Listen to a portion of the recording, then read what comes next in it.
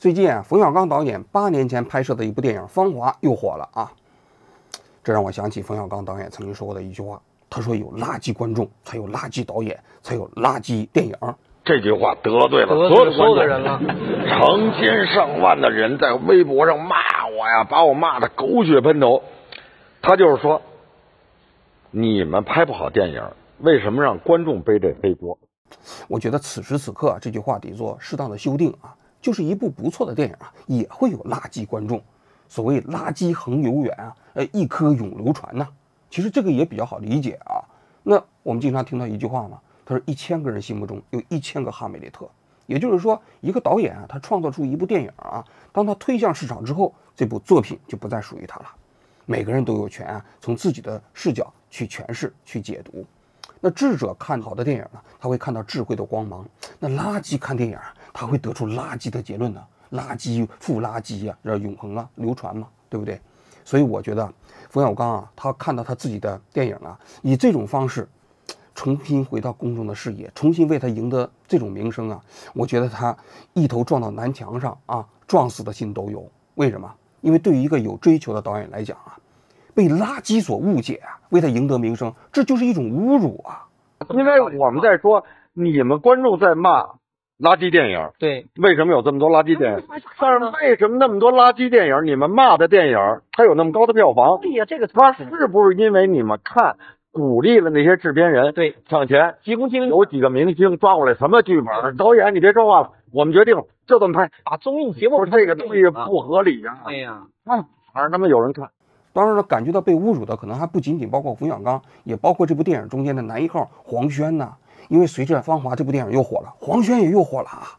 很多人都说这黄轩呢，比较像中共历史上一个党和国家领导人，他英俊帅气啊，所以很多人就跑到黄轩的微博下面给他献殷勤啊。结果呢，让黄轩没有领情啊，他的小编就在那说，他说谁要是在这个地方搞各种各样的梗，一律格杀无论，我马上把他拉黑。你瞧瞧，把这个黄轩的小编给气的啊。我们今天就来讲一讲这电影《芳华》为什么重新又火了。这重新又火了，这背后啊，到底是一个什么逻辑啊？事情的起因啊，要从 B 站上有一个 UP 主开始讲起啊。这个 UP 主呢，叫做我们聊会儿电影吧。这我们聊会儿电影嘛，大家一听名字就知道是一个讲电影的 UP 主啊。他已经干了5年了。其实这个赛道啊，不太容易干出来啊，因为讲电影嘛，说实在的，智慧含量没那么大。你把一部电影扒下来，按照这种方式讲个大概齐，基本上就做成一期节目了啊。这个 UP 主啊，可能也是觉得这个赛道太拥挤，他最后就灵机一动，他就开始搞各种各样的解读。他自己就讲了，他说他是一个容易走偏的 UP 主，走偏到什么程度呢？就是拉不回来那种。他这一走偏啊，就一泻千里了啊，就不知道偏到什么程度了。关于立场问题，我家3代皮农标准的红五类，请大家理性判断，不要误伤。就是这位 UP 主啊，今年11月份的时候，他上线了对《芳华》这部电影的解读，一共3集，加起来有1小时50分钟，老长了，跟那个《芳华》那部电影差不多啊。内容大概是什么呢？我给大家讲一下啊，因为这3集片子现在已经下架了，有的看过，有的没看过啊。它是上集的《芳华》解读过程中间就讲到了啊，电影中间的《芳华》啊，讲的是一个文工团的故事。这文工团嘛，在文革期间，在老毛那个时代，好工作啊。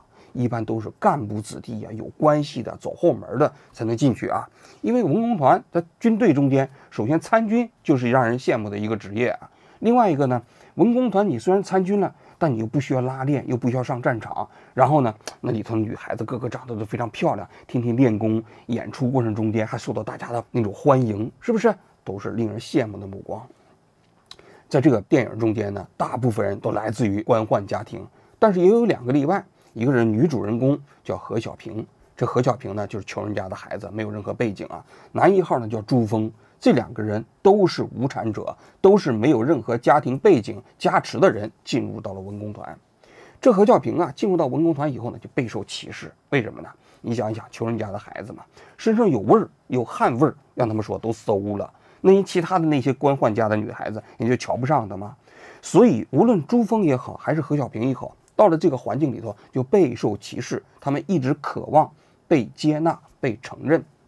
那么朱峰所选择的道路呢，就是做一个活雷锋。这人几乎没有什么缺点啊，是大家有任何问题都找他，他呢都乐于助人而何小平呢，就拼命的想要加入这个群体，被大家所接纳。他采用的方式是什么呢？就不太体面了，就比如说撒谎，比如说偷窃，偷人家他同伴的那个人的衣服啊，去拍一张照片，军装的照片，给他被打成右派劳改的父亲寄过去啊。然后呢，被人发现之后呢，还不得不撒谎。这个 UP 主就解读了，对于何小平这样的人来说啊，他没有不撒谎的资本，因为他一方面渴望这个集体对他的接纳，另外一方面呢，他在这个集体中间又被排斥、被歧视嘛，没有办法嘛，就只能撒谎嘛。到了中期的时候，就各种隐喻了，从这个大明王朝1599啊，什么阳光灿烂的日子，还包括三毛流浪记啊等等啊，就各种含含糊糊的。突然感觉莫名的心慌，也有点心累。喝茶的时候我一个人去，这倒也没什么。现实中的那些妖魔鬼怪我来对付，网上可别说你连发条弹幕的勇气都没有。来吧，同志们，证明我不是一个人在战斗。给人感觉就是在打哑谜，云里雾里的啊。那么第3集呢，他就说的比较露骨了啊，因为据说是前2集啊，他慢慢火了之后，第3集呢，直接就把他的意思给端出来了。他又重新回到了《芳华》这部电影，他就讲到了，你看《芳华》这电影中间是吧，这些官宦子弟开始欺压这些无产阶级，然后呢，老大当时啊，敏锐地意识到，当年跟他在一起干革命的这些革命战友啊，现在都重新沦为了那些对无产阶级进行欺压的权贵阶层。于是呢，他就想发动一场革命，发动这场革命呢，就让这些底层的朱峰啊、何小平啊重新站起来，然后呢获得权力，然后砸烂这个社会旧秩序过程中间的一部分啊。这个呢就说的非常明显了，在这里头呢，这个老大他就要不无深情的讲：大哥啊，当年您的思想过于超前，已经近乎神人，这是我们根本无法比拟的。但关于那个年代，总有人对您指指点点。如果非要说您有什么错的话，可能是您高估了我们的智慧和觉悟。多年以后，在现实中碰得头破血流、苟延残喘，才逐渐理解了您当年的坚持。如今回想起来，您的每一句教诲都成了今天最痛的领悟。这份迟来的理解，或许就是我们对时代局限最深刻的反思。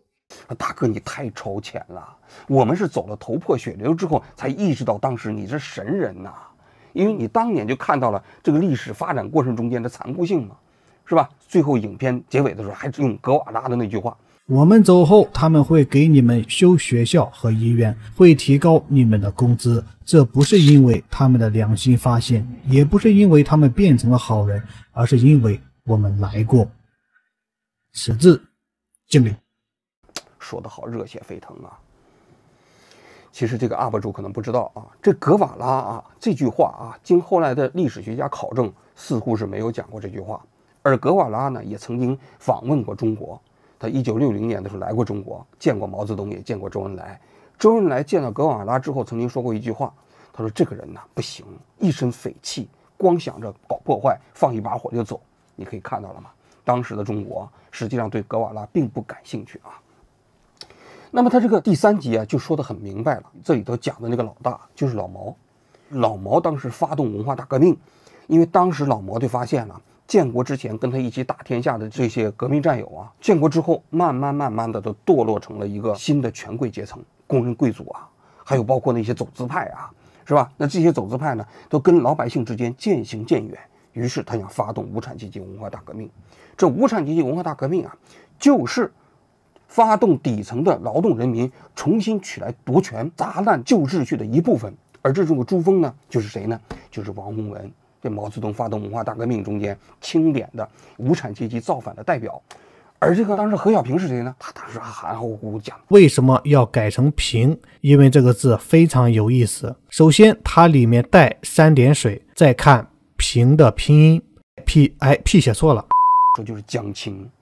江青吗？那当时不有个艺名吗？叫蓝平吗？那当时王洪文被调到北京之后，也住在钓鱼台宾馆，江青也住在钓鱼台宾馆，两个人曾经关系还是不错。你看跟那片子里啊，给人感觉好像何小平跟朱峰最后不走到一起了吗？当然江青跟王洪文没有走到一起啊，他们到底有没有暧昧，他也没有说清楚啊。还有你比如说，就是那个审问朱峰那个人，就是叶剑英。那叶剑英当时凶神恶煞一样的去搞这个王洪文呢，你看这整个都解释通了。是吧？他说冯小刚啊，当年拍这部电影的时候，冒死拍下这部电影啊。拍完之后呢，结果审查没过，审查没过之后，这冯小刚就跑到美国去了，躲起来了，冒着生命危险嘛，是吧？整个这个过程中间，你看，实际上非常非常深的这个背景啊，大家都没看出来。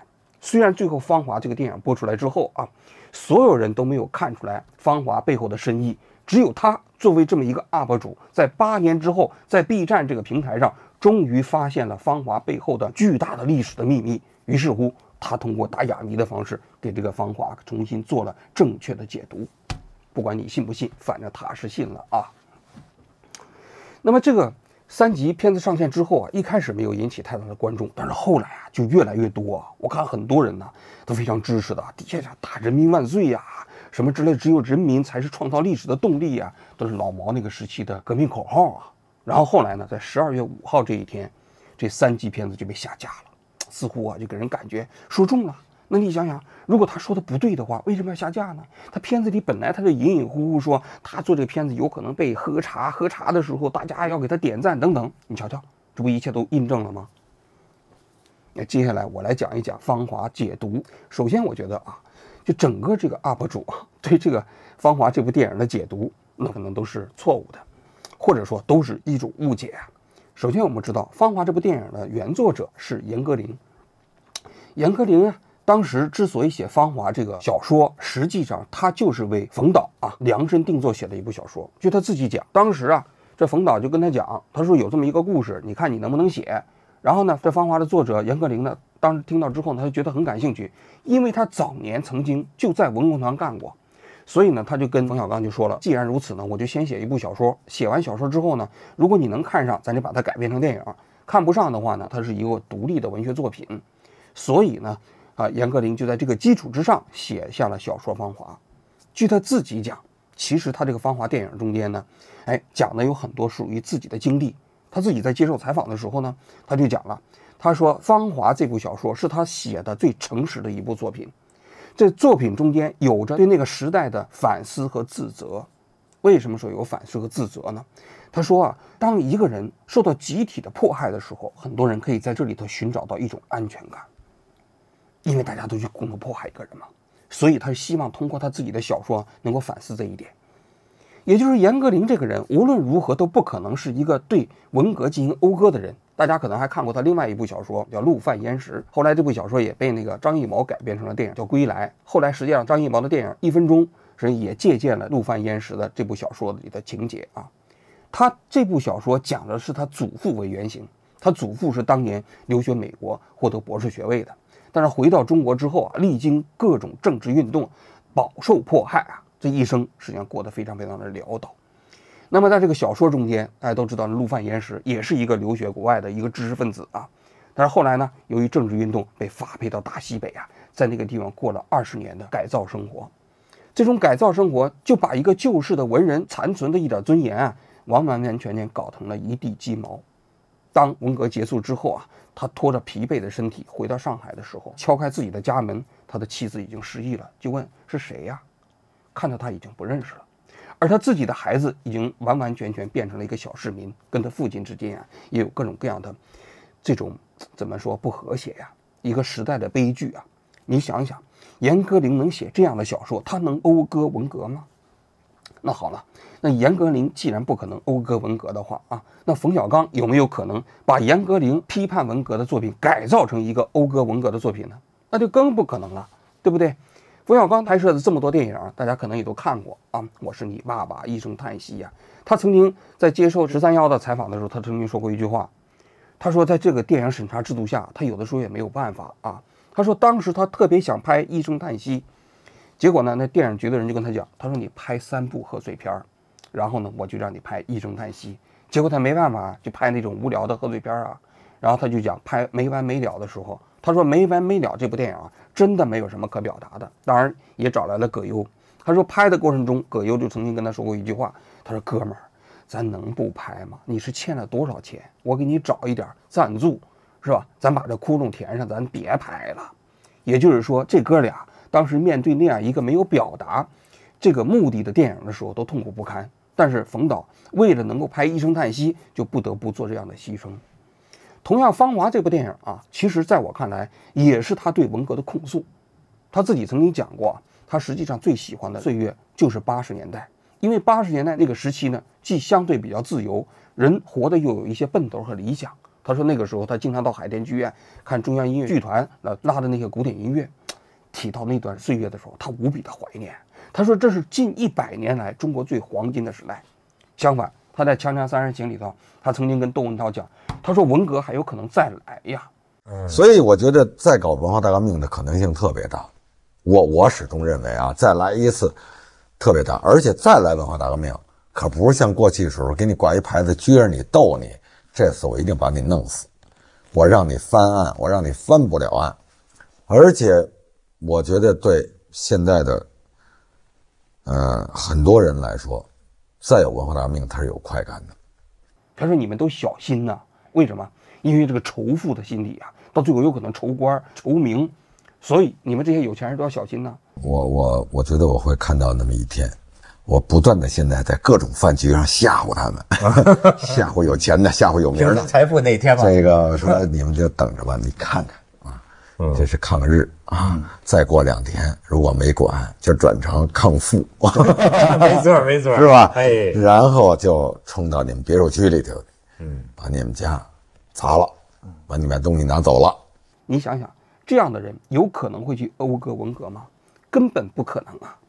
实际《芳华》这部电影第1版剪出来的时候没有通过，后来呢是被剪掉了12分钟。大家都知道，《芳华》分为国内版和国际版，国际版后来拿到国际上去评奖了嘛。大家发现国际版的《芳华》呢，跟国内版的《芳华》比起来了，多了12分钟。这12分钟大家可以做一下比较啊。其中有一个非常著名的段落，就是电影中间朱峰当时不是跟那丁丁拥抱了之后，然后呢他就被发配走了吗？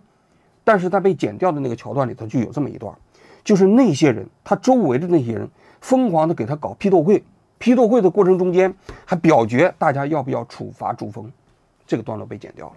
那么这个 UP 主他说，你看那街上啊，就是工农兵那些无产阶级上街里头大鸣大放的那个桥段被剪掉了，其实不是，真正被剪掉的是朱峰的那些朝夕相处的那些同学，文工团里头那些同伴，一起把他重新押上舞台进行批斗，并且表决要对他进行处罚的过程。这是人性最幽暗的部分，是文革放大出来的，但是最后电影把它剪掉了。当然还有一些其他的段落啊，比如说自卫还击战中间血肉模糊的场景啊，还有改革开放之后这些官二代们重新兴运起来了，然后朱峰呢又变得非常落魄，被城管驱来赶去的那些画面啊。但不管怎么说，你可以看到冯小刚本人是从来对文革没有任何好感的，不管是他跟姜文也好，跟崔健也好，这些人虽然都是大院子弟，从某种角度来讲他也是既得利益者，但是这些大院成长起来的人对文革是一丁点好感都没有的。你可以从姜文的电影、王朔那些电影，没有任何一部电影他会去讴歌文革，相反他们都是极其鄙视那个时代的。这是第2个方面。第3个方面啊，那么我们再讲一讲啊，这电影中间它不是逻辑吗？说老毛当时啊就发动文革啊，就是看到了这个权贵阶层啊，已经背离了他当年那跟他一起闹革命的时候的理想，成为了新的权贵阶层。那我们就来分析分析啊，老毛当时到底是因为什么发动文革？应该说这电影中间讲的呢，也有部分的事实，或者说就是这个 UP 主解读的。一个所谓的电影解读啊，之所以能够成为爆款呢，它一定是真真假假、虚虚实实啊。其实啊，不可否认的是啊，老毛当时搞文革啊，他大概有2个背景啊。一个背景呢，就是权力斗争。大家都知道，老毛当时啊，建国之后呢，在搞大跃进嘛。大跃进呢是想跟赫鲁晓夫争夺共产国际的领导权，结果呢，大跃进搞失败了，一下饿死了3000多万人。当时在党内，实际上很多人对这种做法是不以为然的。庐山会议，他把彭德怀啊那些人都给搞掉了，但尽管搞掉了，大家都知道这种方式不能继续搞了，所以刘少奇这一派啊，在1961年到1962年的时候呢，就主导了一个经济政策。那主导了经济政策，这个社会开始恢复秩序之后呢，老毛这个时候啊，他就感觉他自己大权旁落，这是他自己讲的啊。所以呢，其实老毛这个时候有非常强烈的权力焦虑。他担心他哪一天被党内这人搞掉啊，所以老毛当时搞文化大革命，这一个非常重大的背景，就是他希望通过搞运动要重新掌握自己的权利。而这时候对着谁呢？就是刘少奇嘛。所谓搞文化大革命，实际上一开始直接对着的就是刘少奇啊。老毛搞的炮打资产阶级司令部，这个东西不就对着刘少奇去的吗？所以老毛搞文革一个非常非常重要的背景，就是他要搞权力斗争，这是第一个背景啊。第二个背景，就老毛呢，他当时啊，的确有一些乌托邦的这样一种理论体系。他的乌托邦的理论体系啊，的确也看到了当时啊，中共啊在统治这个国家过程中存在的一些问题，比如说这个特权的问题。就如这个我们聊会儿电影吧，这个人讲的啊，当年这个中共有没有特权呢？当然有特权了。但是说句实话，这特权最大的是谁啊？特权最大就是老毛啊。老毛是这全中国享有最大特权的一个人。老毛是在所有的游戏规则之外的呀。你要知道，建国以后他所享受的权利是任何古代的封建帝王所没有的。当然他自己也自认为是封建帝王啊。当年这个胡志明到北京来找他，就跟老毛商量说，当时啊在越南北部啊搞这个土改的时候啊，搞得很过火啊。而当时胡志明搞这个土改，基本是中共的干部过去指导的啊，杀了很多人嘛，流了很多血嘛。所以胡志明就跟老毛说，我准备在党内啊搞这个自我批评。老毛就跟他讲，他说你记住了啊，皇上是不能错的，是不能搞自我批评的，不要下罪己诏。所以你知道什么呢？老毛从来是把自己当皇上的，他也把胡志明当皇上，他自己满脑子封建帝王的思想，他从来都跟别人讲他是秦始皇加马克思啊。秦始皇是什么？那不是中国古代的千古一帝吗？所以老毛从来就没把自己当做无产阶级的先锋队的代言，他就把自己当做封建帝王。事实上，建国以后，他也过着封建帝王一般的生活。首先，他的权力没有任何约束，他天人合一啊，还享受着普通老百姓对他的个人崇拜啊。其次，他过的那种生活，你比如说后宫佳丽3000，对不对？他天天跟女孩子在里头莺歌燕舞。刚建国的时候，叶子龙给他搞8341文工团，不是在全国各地选妃吗？彭德怀当时在朝鲜战场看到之后就觉得不像话，说这不就是给毛泽东选妃吗？老毛还假模假式的批评叶子龙，说不要这么搞，这搞这个像什么体统？但是那些选妃的活动有没有停止啊？没有啊。在老毛的中南海的春有斋，那些女孩子陪老毛跳舞，跳着跳着就跑到旁边的小房间里头去睡觉去了，这不是公开的秘密吗？包括是老毛旁边的那个生活秘书张玉凤啊、孟锦云呐，那些人陈慧敏啊，那些人不都是在晚年在老毛身边陪着他，这个每天晚上做一些不可名没的事情的这个过程吗？这不就是古代的封建帝王吗？然后呢，任何一个党的高级干部得罪了老毛，那么一句话，这个人生杀予夺，那不就是老毛一句话决定的吗？所以他就过得封建帝王一般的生活，他根本不是所谓的无产阶级的先锋队，他是一个猪，看不见自己身上黑，哎，天天还觉得要解放天下的老百姓，是不是？所以他搞文化大革命还有这样一个思想背景，就是他的确看到了当时共产党内部有一些特权，这个具有高华研究啊。你就比如说啊，那当时所谓的3年困难时期啊，当年党内啊给一些高级知识分子有些补助什么呢？说1个月有2斤肉，有2斤糖，还有这大米啊，就是这样的主食啊。61年下半年，在8、9、10月份，中央有一个政策，在经济特大困难的时候，对于高级知识分子，特别是对国家有重要贡献的科学家、统战对象等等，给予副食品补助。啊，这是国家在61年下半年对少数的对国家有重要贡献的知识分子、海外统战对象等等等等一个政策。可是少奇同志到62年的时候啊，把这个政策呢给他放大了，放大到什么呢？照顾党的17级以上干部，每人都有一份，而且按照你的级别补的这个内容也不一样多。那你想想，老百姓都吃不上饭，都浮肿了，那有很多饿死了，但是这些领导干部呢，却可以吃着古巴糖，可以吃着肉，那不就是特权吗？所以老毛认为这种特权是不对的，他提出来所谓要达到这种特权，他认为这些人党内有走资派，党外呢有知识分子。他说这个人民群众中间有坏人呢，坏人的比例大概就是1%，这1%的坏人中间呢，知识分子中间的比例更高。所以老毛你可以看到了吗？他要通过什么方式来解决呢？要通过无产阶级专政不断的继续革命的方式，也就是搞运动的方式来解决他认为的特权问题。听起来是不是挺美的，是吧？都很多人就觉得，你看，因为老毛主张打破特权嘛。但问题是，共产党从成立的第1天开始，就是一个以特权建立体系的政党。早在延安时期，那当时王世卫到了延安之后，不就说了吗？他说延安这个地方10分5部，1分3色啊，就干部有干部造啊，然后呢中层干部有中层干部造，老毛这些高级干部有高级干部造啊。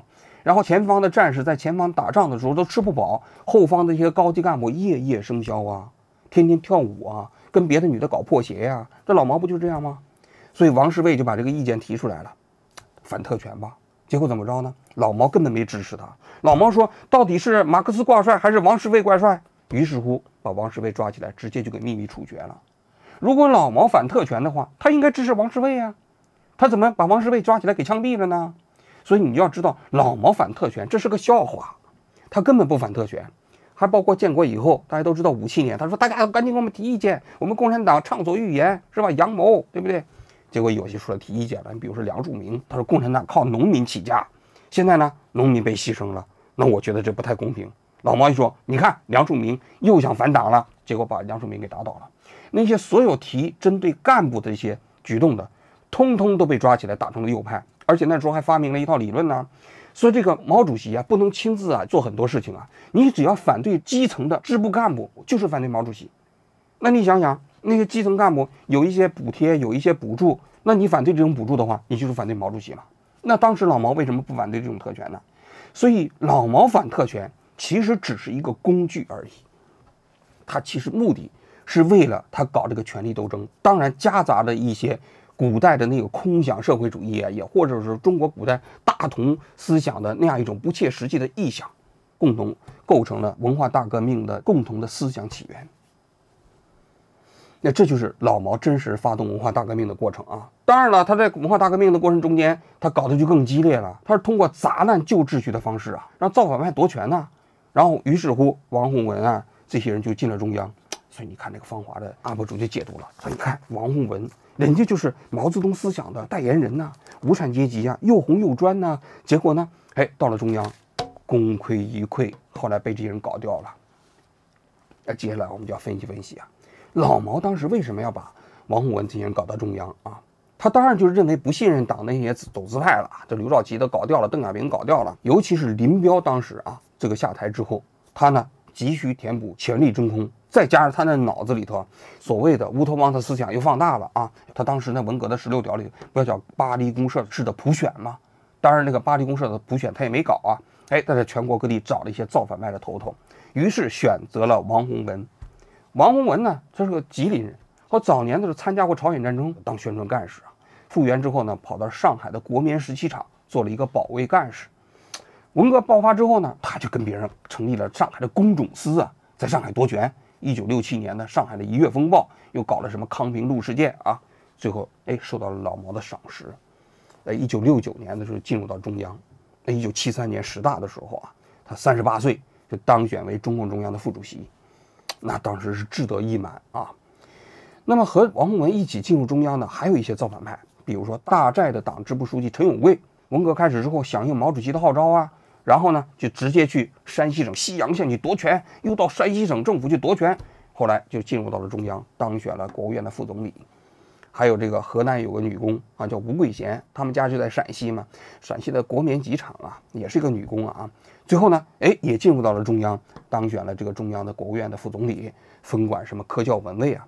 天津还有一个叫孙健的，是吧？也是一个一线工人啊，后来也当选了国务院的副总理。这都是老毛钦点的几个一线的工人阶级的代表进入到了中央。但是问题是啊，首先是这几个人文化程度都非常低。你像陈永贵基本就是个文盲，他到了中央之后啊，他根本就看不了文件，开会的时候也基本上胡说八道，动不动就拿起了红宝书喊毛主席万岁，是吧？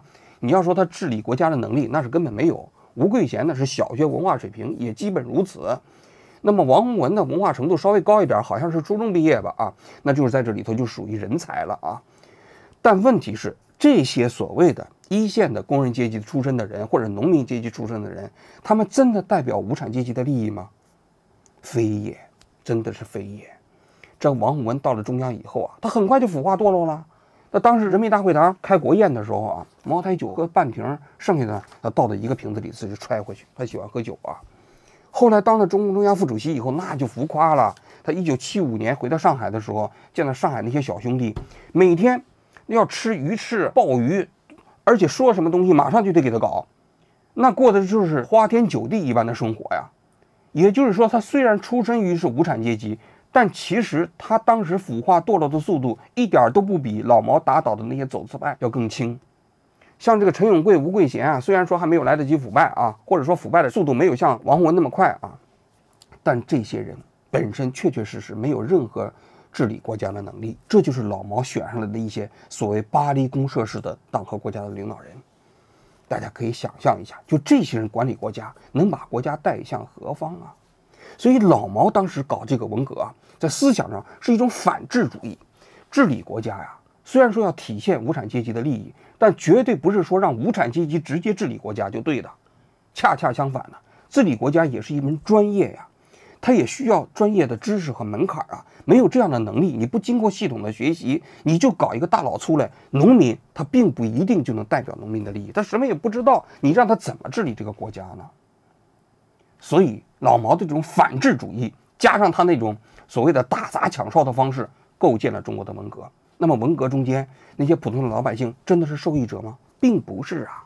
大家可以想象一下，当时的那些把那个大学砸烂了，不再考试了，说工农兵推荐，说你出身成分好你就可以去。但是成分好推荐真的是一个客观的标准吗？并不是啊。大家都知道中文里头有个词叫走后门，走后门这词儿就是文革中间出现的。什么叫走后门？走后门的意思就是不能光明正大的走。那些女孩子上山下乡想要回城的时候，大家可以看一下，那谁写过一本书叫《中国知青梦》。那些女孩子在那个知青的农场想要回城的时候，要跟那些农场的那些干部去睡觉，要去贿赂。同样上大学也是如此啊。你以为那个工农兵推荐的过程中间都是按照严格的标准推荐呢？并不是。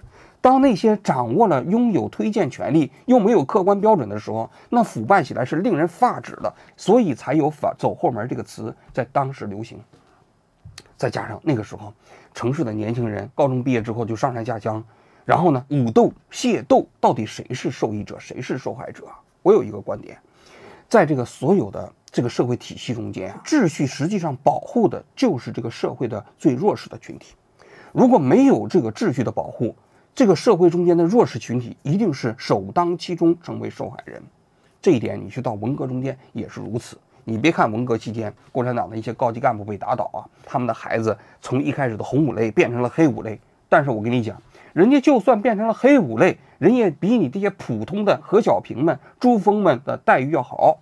大家过去看过我们的节目，中共的高级干部被打倒，习近平啊，还有是薄熙来啊，他父亲被打倒了吗？中共中央还专门在北京给这些高干子弟成立了学习班，人家这个学习班的待遇也比你们普通的这些农家子弟正常的你晋升的过程中条件要好得多得多。所以啊，大家别做梦了，就是以为文革过程中间是代表普通老百姓的利益，根本就不是。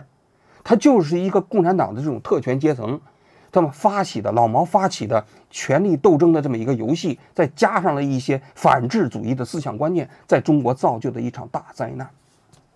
所以我看完这个 UP 主的解读之后，我觉得这就是蠢人的深思熟虑碰上坏人的灵机一动。谁是蠢人？就是这个 UP 主，是吧？他不知道对历史过程中间有多少暗黑的黑洞。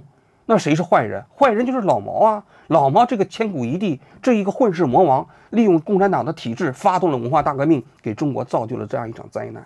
那紧接着的问题就是，那么为什么现在的年轻人会这么共情这么一个荒诞的芳华的解读电影呢？为什么很多人就会信奉老毛这样的人有可能会解放他们呢？这里头有一种思想的惰性，就是很多社会底层，包括这些无产者，他们都梦想着有一种大救星，有一种救世主来拯救自己，因为这个东西是最容易想到的，也是最容易泛滥的一种姿态。他不会想到这个社会体系的复杂性，想到的就是一个明君跟一个坏的官吏，结果导致了这样的一种历史的脱节。于是他今天在这个社会过程中间遇到了种种问题。我们不讳言，今天的社会发展过程中间确确实实有很多不公平。你就比如说这个社会中间，有些人分享到了改革开放的好处，获得了巨大的红利，但是有些人呢只喝了汤，甚至还受到了剥削，甚至受到了侮辱。这个在我们过去的节目里头，我们有太多的节目来呈现了。这是所谓的左派思潮所产生的社会背景。我不会演有这样的一个内容啊。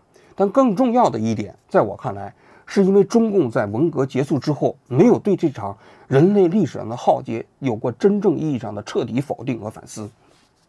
11届六中全会当时通过了党的若干历史问题的决议啊，讲到了什么是文革，是毛泽东作为党和国家领导人错误发动的，被林彪、江青反革命集团利用的，给全党全民各族人民所造成的一场动乱和浩劫。这基本就是这句话啊。那这句话其实也是一个实用主义的解读，为什么呢？老毛发动的没有问题，但是说是林彪四人帮错误利用的，这就扯了。林彪有多大的能耐能利用文革啊？这四人帮有多大的能耐利用文革啊？这都是按照老毛的旨意去办的呀。所以所谓的文革，就是老毛亲手发动、亲手搞、亲自部署、亲自指挥、亲自实施的一场动乱呢。所以要对文革彻底的否定，就必须彻底清算毛泽东的责任。但是邓小平上台之后啊，他面临这样一个困境：如果你彻底清算毛泽东，你就无法解释自己的政权合法性。所以他把老毛又搞了一个什么3七开6四开，老毛你功大于过。事实上，老毛就是个混世魔王啊，他就是这场整个人类历史浩劫过程中的罪魁祸首啊。但是共产党基于他自己的统治，他不敢彻底否定文革。所以大家可以看到了吗？文革结束之后，有过短暂的伤痕文学时期，有一些电影啊，你比如说像《芙蓉镇》啊，控诉文革时期，很快这个时期就过去了。在此之后，文革就变成了一个相对比较禁区的内容。你拍电影，你涉及到文革就要特别审批，你涉及到文革中间无比凄惨的内容就不让你过。那这就是一个现实啊。巴金先生晚年天天呼吁说要搞一个文革的博物馆，搞成了吗？不可能，对吧？而不可能让你去搞文革的博物馆的，因为文革其实最后共产党担心的是对毛泽东的清算，最后演变成对共产党的清算。因为毛泽东是怎么产生的？是一个专制独裁体制的产物啊。因为毛泽东的权力不受任何约束啊，所以他会产生了他自己以一己之力就可以发动这场浩劫呀。同时，对这个文革所产生的思想背景也没有进行认真的反思啊。文革过程中间，老毛所推行的那些无产阶级革命专政下继续革命的理论，当然被废除了。但是老毛所推动的那种所谓的看起来近似一种乌托邦的那样一种思想体系，仍然是一个幽灵，在中国这个社会上空盘旋。所以你才可以看到，今天解读那个电影之后，全都是人民万岁，全都是只有人民才能创造历史。这不是老毛当年搞文革时期那些华丽辞藻之下所出现的那些罪恶的那个外衣吗？但是这些人还迷恋着这些罪恶的外衣，说明什么？就是当年对老毛的这种思想流毒没有经过认真的清理和清算。什么是老毛的共产主义的理想？用海涅的一句话说，就是播种的是龙种，收获的是跳蚤。我个人觉得呀，今天很多人对今天的社会不满，我都理解，我也不满。我也认为今天的社会里头存在着许多不公，存在着很多制度性的歧视。但有一点，千万别走错路，千万别拜错神。老毛这种混世魔王，老毛这种人类历史的大魔头，是不可能解救无产阶级的。真正要体现无产阶级利益的，只能靠制度博弈，只能靠我们一点一点改善这个社会，体现不同阶层的利益，在这个国家中间来逐渐的前进。所以一旦拜错了神，搞错了庙，最终我们每个人不会获得解放，相反只能会走向更大的深渊。好了，我今天就讲到这里，谢谢各位。你比如说在香港，可能他是尊敬财富哈，他觉得一生出来，就是说我不是林建岳，人家林建岳一生出来生在那么一地儿哈，对，含着金钥，他是觉得我不行，我必须得妈的迎头赶上。哎，咱们这儿不是，咱们这儿是他就开始恨林建岳，知道吧？没错。所以他这种心理头你可左右不了。所以我觉得再搞文化大革命的可能性特别大。我始终认为啊，再来一次特别大，而且再来文化大革命，可不是像过去的时候给你挂一牌子撅着你逗你，这次我一定把你弄死，我让你翻案，我让你翻不了案。而且我觉得对现在的很多人来说，再有文化大革命他是有快感的。他在可感受身体加强。那个时候的快感是无意识的，现在的快感就是有意识的。甚至是有目标的。所以那个反游行的时候，那所以我说警察打盹几个小时就成那样，要打盹几个礼拜的话，对，如果还有一点鼓励的话，对。但是怎么来看待中国老百姓这种平等的、特别要平等的要求？这是学术界也很多讨论的。有的说呢，是我们坏了社会的规矩了。从古至今，社会是有规矩的，是有不同阶层的，有不同发展的，人人都归自己的本分的。所以呢，这个60年代、70年代把这个规矩彻底破坏了，使得每个人都有一个幻觉是平等的。所以以后要重建这个规矩就非常难了。但是另一派的说法就是说，我们经过了这个革命以后，使得中国的劳工阶级有特别强的民主要求，这正是我们现在社会发展的一个动力。我们中国的打工的人他不甘于为人打工，他很快就想做老板，就像刚才讲的，这一层东西是有恶的东西，但是不是它在整体上如果弄得好，也会有善的结果呢？这个是很严肃的一个大问题。中国老百姓特别要平等，特别受不了不平等。我觉得我会看到那么一天。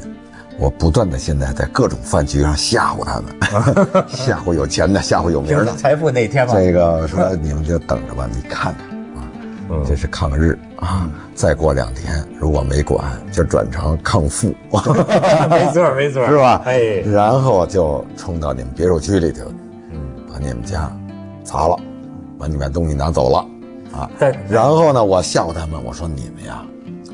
你们开好车的这些，你们一定要准备两辆小面呀，桑塔纳呀。别到出现这事儿，你跑的时候往首都机场跑的时候，你得开着桑塔纳，大奔全给你周喽。还真是。